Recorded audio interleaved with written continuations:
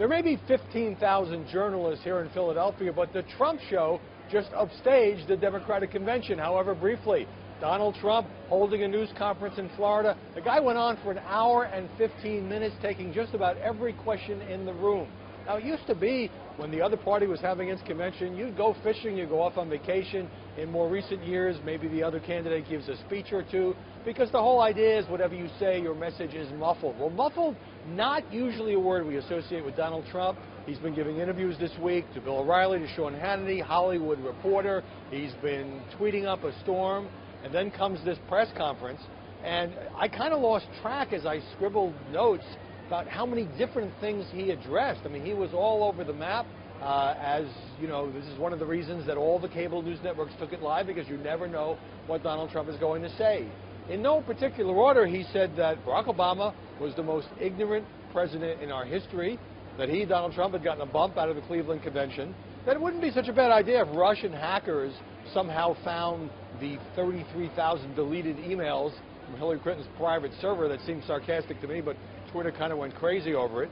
He also said that John Hinckley should not be released from prison decades after shooting and attempting to kill President Reagan. He also said his son Don Jr. will not run for mayor of New York. He got into the Freddie Gray case, where all the remaining charges have been dropped in Baltimore, saying the prosecutor in Baltimore is a disgrace and should prosecute herself.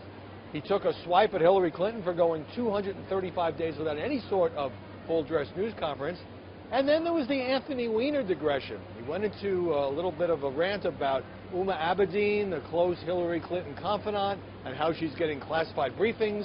And Trump doesn't like that because she might be sharing the information with her husband, Anthony Weiner, who, in Trump's words, is a sleazebag and a pervert. This is why the guy gets the ratings. And whether you like Donald Trump or can't stand Donald Trump or feel like he should just zip it this week while the spotlight is on Hillary Clinton, you know, the reason he gets all this media attention is not because we in the press are so desperate for ratings and clicks that we just give it to him as a free gift. Sure, we like the ratings and clicks, no dispute about that. It is because he earns it by being entertaining, by making news, by taking questions, by making himself available even when the news is bad and he knows he's going to get asked questions about some controversial thing that he did.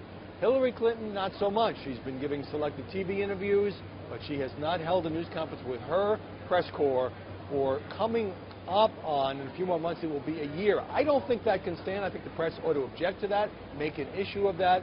In the meanwhile, we'll see how Trump does today in the ratings.